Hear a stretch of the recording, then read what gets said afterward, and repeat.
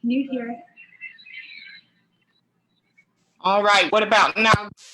Can you hear me now? And I appreciate you letting me know that there was some technical difficulties there. Hit that heart button, hit that like button, send me a yes, send me a no. Let me know if you can hear me now. Awesome, awesome, awesome. All right. What about now? You can hear me now. So, Miss McDaniel, if you would, if you have a device that is streaming also, could you turn it on mute, all except for the device that you're taping on? Because I did hear feedback just then on that. Bless, Pastor Pitts, how are you? Can everyone hear me okay in the audience there? Hit that heart button, hit the like button, let me know that you can hear me. Awesome, awesome, awesome. And we're ready to get started. Welcome our special guest host, Miss Emily McDaniel. Go ahead and introduce yourself to everyone tonight. Hi, my name is Emily McDaniel. I'm 27 years old and I currently live in Dallas. I'm here to tell you what my story is based on, how we can stand together and how we can make a difference. So do I just go ahead and get started? All right. That's just fine. Just have your way. All right. So let's get started. Let's start from the beginning is where I always like to start. I had a pretty rough childhood. We're going to start with when I was 8. My mom, unfortunately, took her life. It was sudden. It was harsh. It really affected the rest of, I think, life had been. My dad was a little overwhelmed with everything. I got tossed around home to home there for a while because no one knew kind of how to deal with a kid with that much baggage. I ended up in a school that I got severely bullied. People would put notes in my locker to tell me to go kill myself or I didn't need to be there. I knew for some reason, I just knew I'd get through it. Kind of just, tried to stay under the radar and then graduate. I graduated. I was the first one in my family to graduate high school. That's kind of a big thing for my blood family. To me. So after that, I moved away as far as I could, which was about 30 minutes away. Miss McDaniel, let's back up just a little bit here. You said at the age of 8, that was your first experience with suicide? Yeah. First experience at the age of 8? And you at that time were raised by your father? Yeah.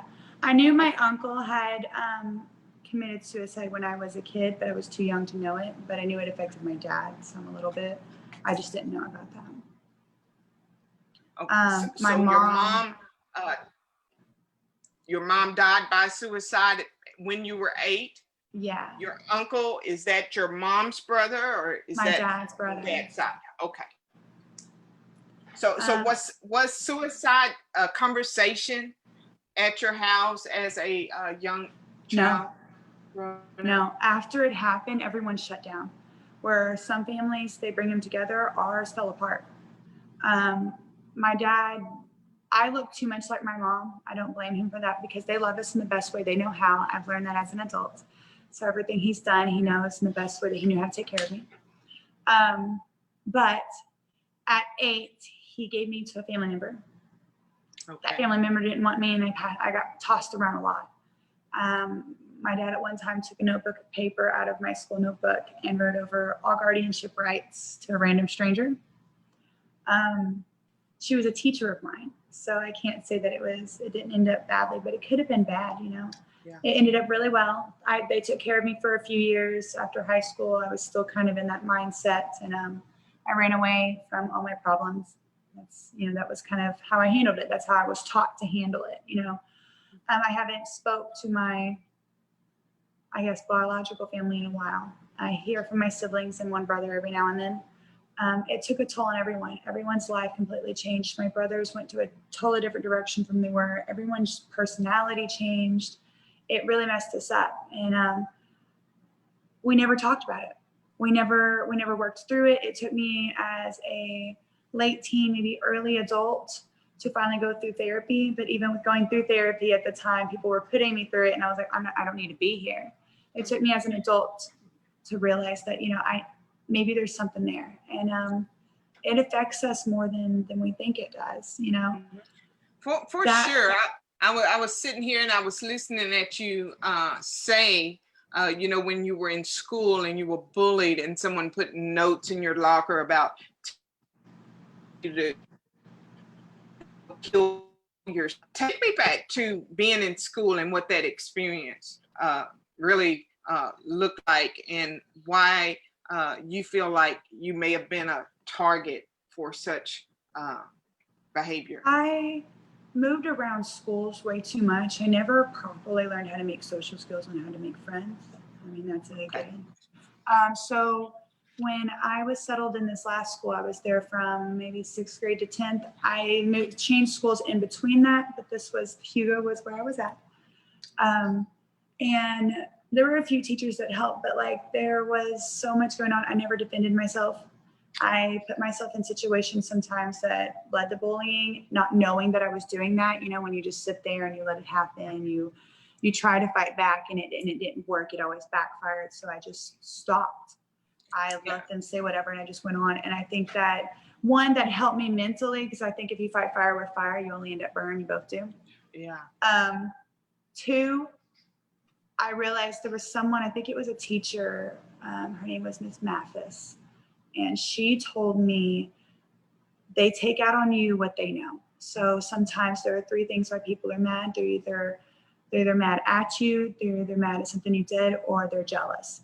And so I didn't take that as oh, these people are jealous of me. I took them as maybe they're going through something hard too, because if you look at the movies, usually the bully has something going on at home, right? So that's what kind of like stuck with me. And I just went through a lot. It could have been worse though. On that aspect, I know that school can be very traumatizing, and as you were talking, I could see so much of even my story being mirrored through the words that you were saying.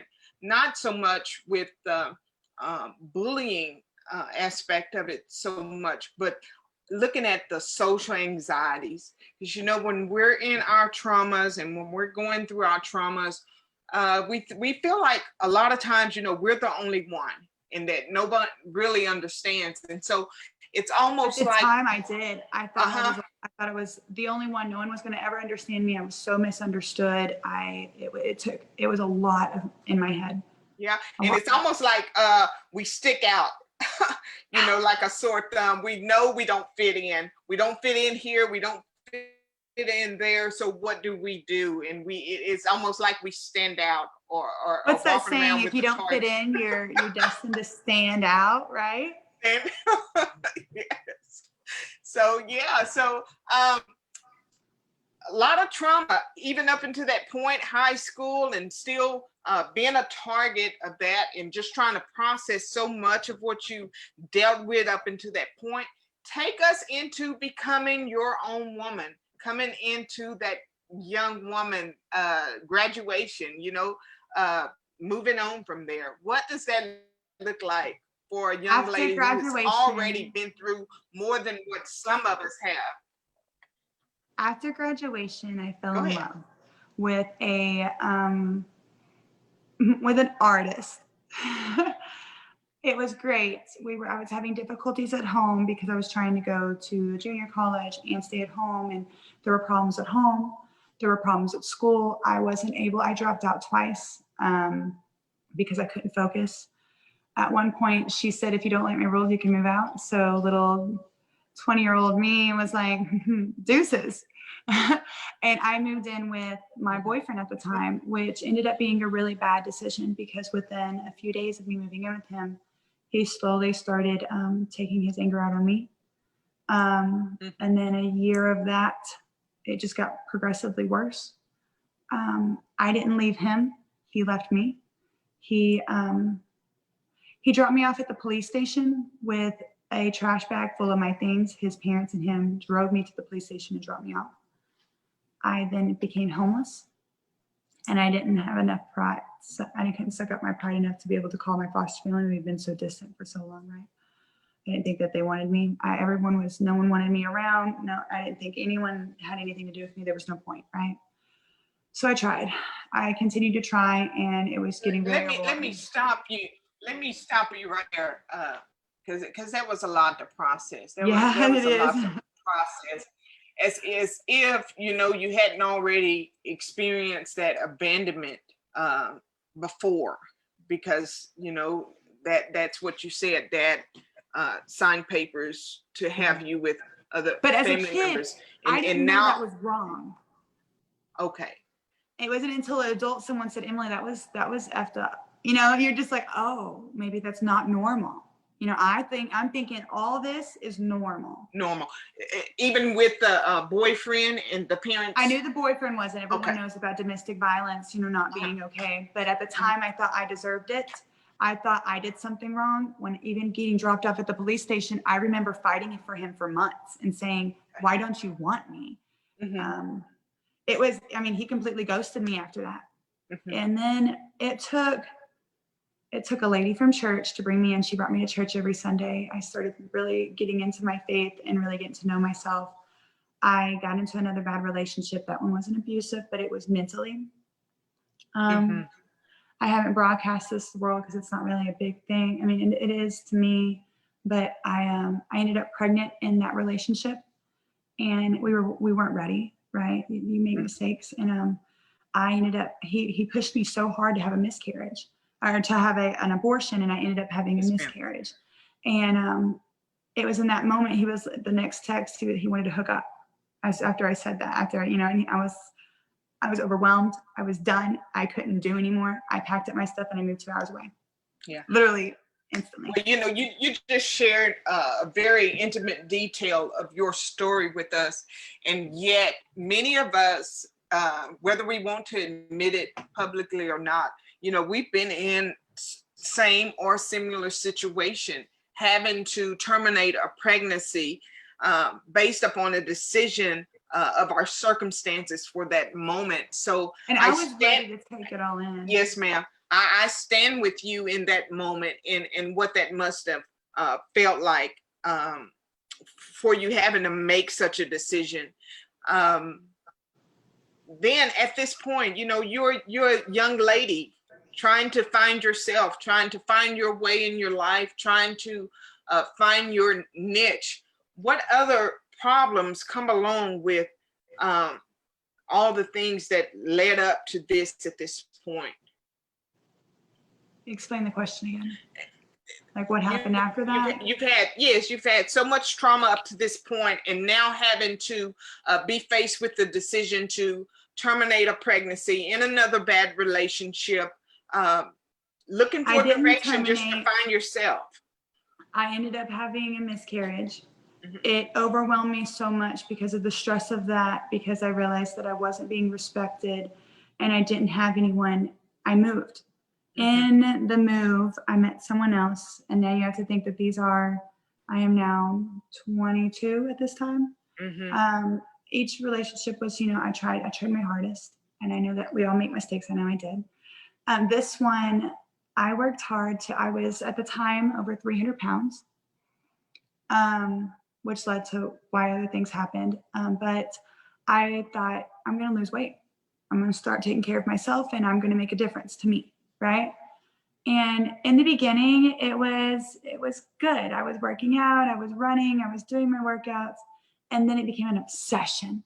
Mm-hmm. I'm talking like I would go to work for 8 hours, and then I would go to work out right after. I'd go home, I'd sleep, I'd get up, I'd go work out, and then I'd go to work, and it was all the time until I don't know what happened, but I broke.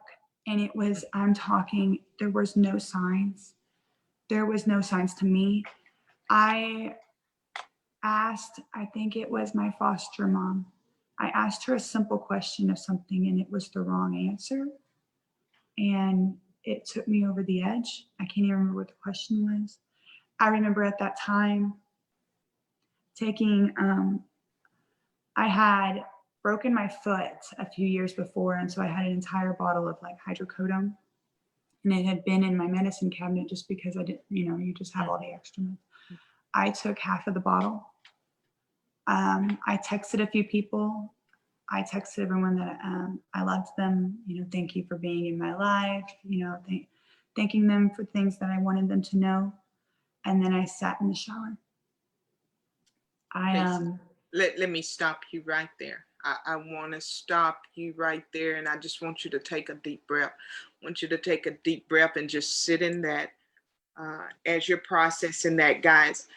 Miss McDaniel is here with us tonight. She is my special guest host, and we are blessed and honored to have her here sharing with us such an intimate piece of her life, of her story. And guys, let's show her love and support. You're here watching this, you're here listening, and we know that so much of her story sometimes even mirrors and reflects our own. Go ahead and hit that heart button, hit that like button, send up some love for her in this moment as she gets ready to take us into another moment, another heightened, another intimate piece of her story. Go ahead and hit that heart button, hit that like button, show her some love as she gets ready to dig into the next level of her story. All right, Miss McDaniel, they're showing you love. I love you. I support you. Remember that I'm here standing with you, and you are not alone. Thank you. In that moment, I'm not going to go into much detail. I remember next is walking out to my boyfriend and telling him, I'm going to, and this one, it was a good one. He was going to school to be a scientist. I really thought I was doing really well in my life. And I told him what I did. And we were, at the time, he's the one that introduced me to smoking marijuana. So he was so baked that he said, "You're going to be fine." And I lay down beside him. I ended up seizing. So he literally put me in the car, and instead of taking me to the hospital, drove me 2 hours to Paris. The lady that had taken care of me from the church welcomed me into her home for a little bit, and was like, "Yes, let's take her to the hospital." I remember sitting in the chair and telling them, they were like, "Is there any reason why this had happened? Da, da, da, da." And she wasn't going to answer it. She looked at me, and I gave in. I told her what I did. I told her what had happened. And I remember the doctor saying to the person that was with me, saying, "Do you think it's okay for her to leave?" And she goes, "That's up to Emily." And I said, I think I'm okay now. I don't know what's going on, but I think I'll be fine. She took me home. I wasn't fine. I had a few friends, but they were drug friends, and drug friends aren't real friends. Started smoking more and more. I had what was considered my best friend at the time. The only thing, we smoked a lot. I got in trouble with the law. I got caught with marijuana in the car, went to jail. Not 6 months later, I got caught with that friend in the car. We were in the car, and I was crying because I was having a panic attack.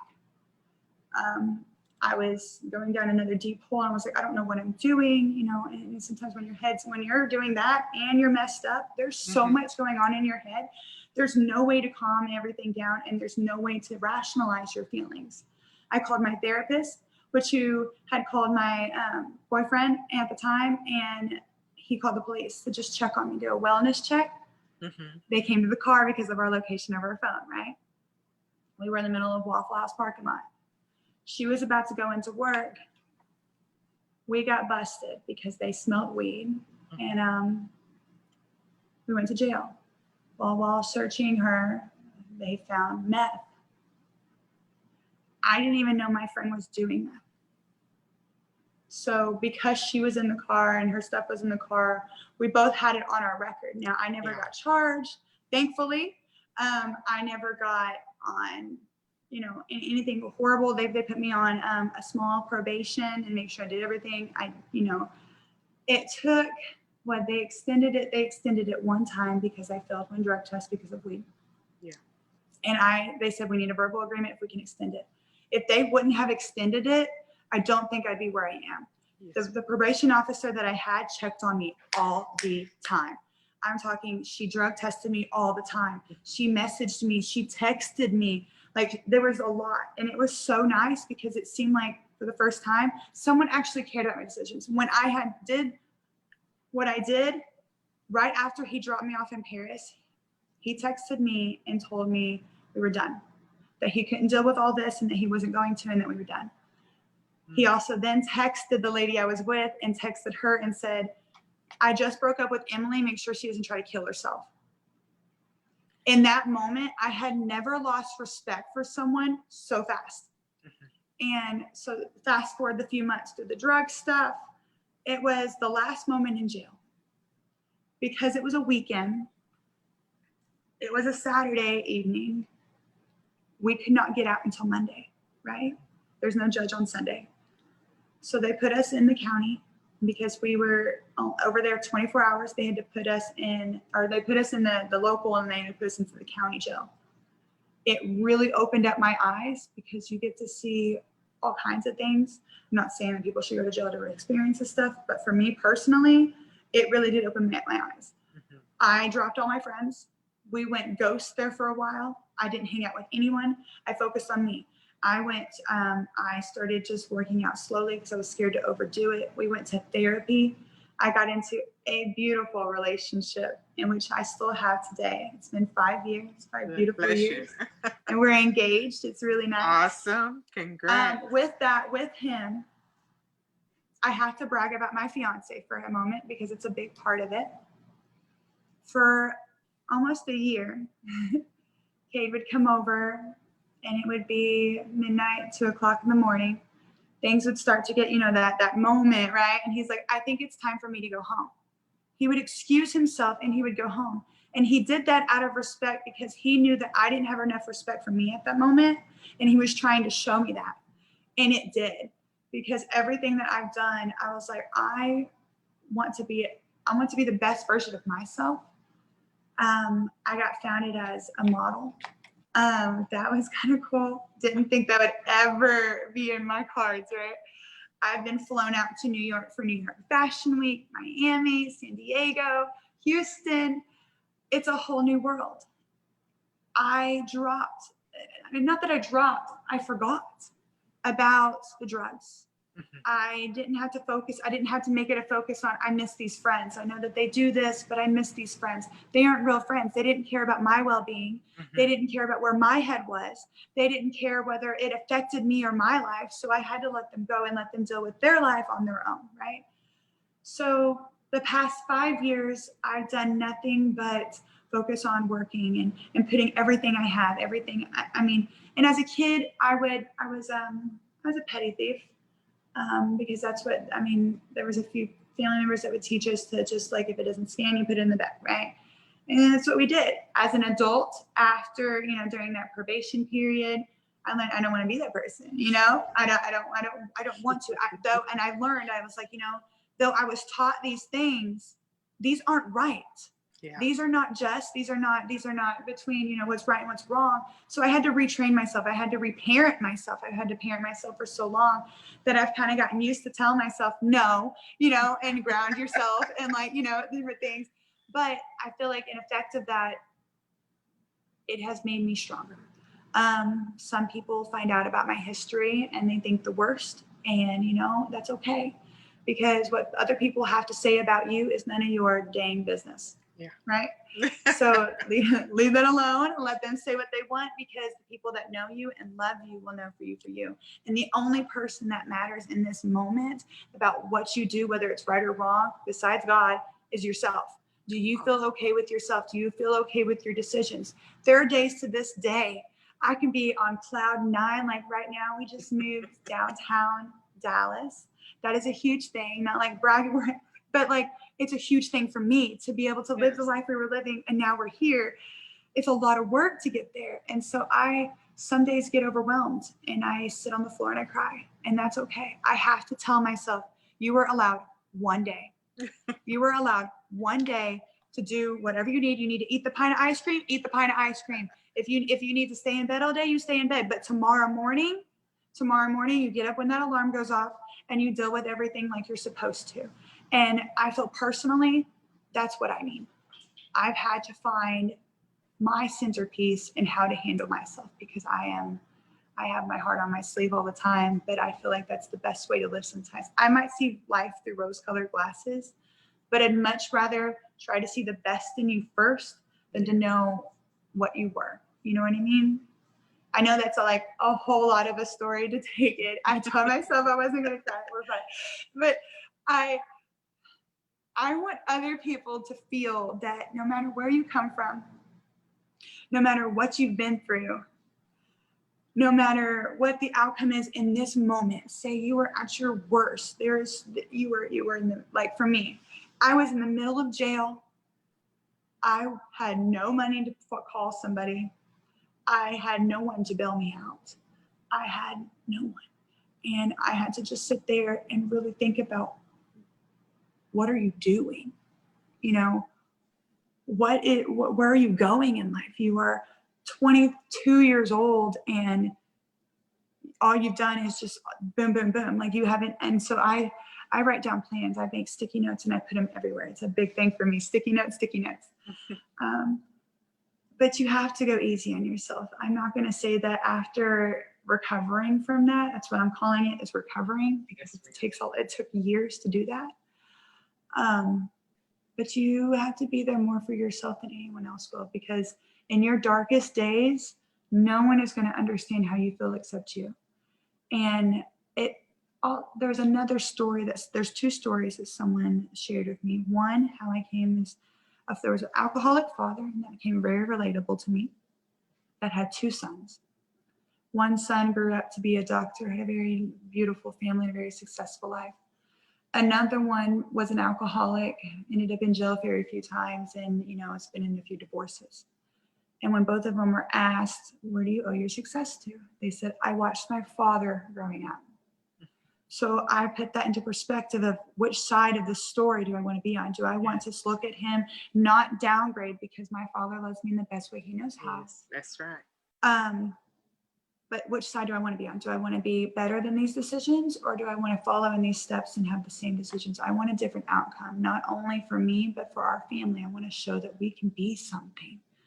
I wanted to show my siblings that no matter what, we could strive for anything. I mean, I live a dream. I literally do. I live a dream. And this life that I live with this job that I have, it's wonderful. And I never want to take it for granted. If I ever do, I've already told several people they can whack me up, but it's breathtaking to see the life that I've created, or the life that any of us can create after such a hard time, because some of us don't make it through. My mom, for instance, it is harder as an adult than it was as a child to lose her. Just 2 weeks ago, I was so excited about everything that was happening, and the only person I wanted to share it with was my mom. And I sat in my car and I cried, because I missed her so much. And she has no idea. She was so overwhelmed with life, with no outlet. She was getting a divorce. She had 5 kids. She just turned 29 years old. There was a lot going on.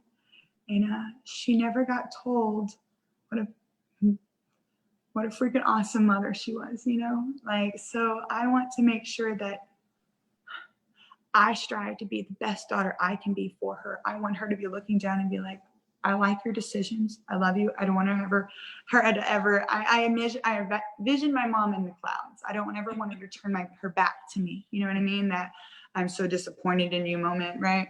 Yeah. So that's what I hold on to. I can't think of anything else but to just give yourself time. Give yourself time. It's okay. It took me took me years, and even to this day, it takes me time. But I have to reevaluate myself constantly. I have to constantly tell myself, okay, you can have a bad day, but like, what are the good things that have happened? So like the other day I was heading to a photo shoot. We got a blowout. It was a very powerful photo shoot. And for once, I actually stayed calm. I contacted the photographer. I said, you know what? I know there's a lot going on right now. Here's what's happening. I'd like to reschedule. And using that and reminding myself that you can't be chaotic in every single moment in life has really helped me through all the other situations. Well, I just want to take time out right now to tell you how awesome and how amazing you are. And just hearing your story, our hearts, our love, our compassion, our support just goes out to you in your continued journey of healing and in your continued journey of great success, because I believe that there's so much more, greater opportunities, greater paths that wait in your future. And I'm just excited to see what the future holds for you, not only you, but your fiance that is right there taking that journey with you and being a support. And I can only imagine what that means. And so, guys, if you have a question, we have a couple minutes that we can have some questions. If you have a comment, if you have personal questions, anything you want, just leave it there in the comment section, and we'll try to get to it. We just have a few minutes that we can do that. But your story, it runs so deep, and I just like what you said. Can I say something to our listeners? If there is anyone, if you ever need anyone just to be on the phone with you and not say anything, if you just need to message someone and let it all out, I am here constantly. I might not answer my message instantly because let's just say we all do that, but I'm here. So if you ever need someone, if you need someone anonymous, if you need someone just to listen or to maybe like give you a little of a boost or just to tell you good morning every morning, let me know, because I'll be that person for you. Everyone needs at least one person in their life that they can guarantee it to give them some good positive feedback. That is so true, so true. I can't imagine making it this far in life without having someone to encourage me along the way or put their arms around me or to say that they're proud of me. I'm very grateful for the circle I have now. It makes a difference who you have around you, doesn't it? I guarantee that when all things go bad, I can lean on them, and that's the most important thing in life right now. Okay, let's see. Let's talk a little bit more about giving yourself some time. So someone wants to hear a little more about giving yourself some time, and also someone wants your contact information. So would that be on Messenger? Because I wouldn't want to give your telephone number out publicly. You can message me. So connect with you on the Facebook platform. Facebook or Instagram. And then message, reach out to her that way. So we have one question where someone wants you to elaborate more on how to give yourself some time. Some time, and someone else says it is a pleasure watching you, Miss Emily. So it's lots of love coming from. I love all you guys. On the giving time, that is in your own description. You get to create how you give yourself time. There is no time limit on that. There is no minimum. There is no maximum. That is all set on you. What do you need personally? I personally sit in my bed and I cry. Okay. It's okay to cry. It's okay to let other people see you cry. It's okay to be vulnerable, because sometimes when you're vulnerable, other people need to see that from you. And also it makes you feel good to know that you've let it all out. You've said it all. You've screamed it. Oh, my biggest favorite thing, which is probably not the greatest thing to broadcast, but we go furniture shopping, Kate and I, on trash day. We go around, and anyone that's let out old TVs, a dresser, something small, we take it out to the lake and we pick up everything afterwards. Let's just make that noted. And we beat it with a bat. And I mean, we go at it until we feel good, because rage rooms are the biggest rage right now. But we feel good. That's what helps us. I know that sometimes when I can't concentrate, I run and run until I can't anymore. And then if that means just like half a block or a mile, that's okay, because I give myself whatever I need. If my body says stop, you stop. Even, and it's so funny is that you're waiting for a sign or you're waiting for something to say, I'm okay now, you can go on with life. And there's not. It's not. There's no sign. There's no, okay, we're fine now. It's a feeling. You know, it's something that you'll know. And you can do anything. If you draw, if you take notes, if you write. I used to write poetry. I used to write all my feelings into, and you don't have to publish it. You can write it, tear it up, and then throw it away. Just because it's on the words, you see it and you let it out. I feel like that's the best way to give yourself time, is to find what makes you feel calm in your moment of need. Also, there's a comment here saying that you left out some pieces of your story because you haven't let us know what good of a vegan chef you are. I left out parts of the story. Okay. In the process of losing weight, I ended up with an eating disorder and got a little like with that obsessive thing. Now, over the few years, I've learned to manage. Now, sometimes it's hard because I get in my head. Sometimes my good days feel like the worst days and my bad days feel like the best days, right? And so you have to figure out what's actually good and what's actually bad and figure out that balance. And that's okay, because we're not all perfect, and we all go through stuff. You're going to go down the street and you're going to realize someone else has something in their head that they've been focusing on for a month. So, I won't give feedback on food, but I do like being vegan for the aspect of it's cruelty free, it's kind, and it's beautiful. Being vegan has not only opened up my eyes to not just meat stuff, but I've opened up to more fruit like dragon fruit and jicama. And what's the other one, babe? Jackfruit. Did you know jackfruit is as big as a watermelon? Didn't know that. But now you do. I don't even know what it is. But that helped me. I create food that makes you feel that's pretty, because if you like what you see, if you feel good about it, you're more likely to stick to it. And that's not just food. If you create the life you want, if you create the path that you want in general, you're more likely to stick to it. So I feel like that can be in any aspect. So Awesome. All right. We appreciate you being here and being so transparent with us. Any last words for our audience that is here tonight listening? Any words of wisdom, something that maybe you haven't already said that you would like to say before we close out tonight? My favorite mantra, I created it myself for my own yoga classes, is you are strong, you are wise, you are loved, and you are always worthy. So I hope you take that to heart, write it down, put it on a sticky note, do something, because you need to know that you're always, always, always worthy. Always. Yes. And there's one last comment that came through, and it says, Emily, always be true to yourself. You are a strong and beautiful young woman.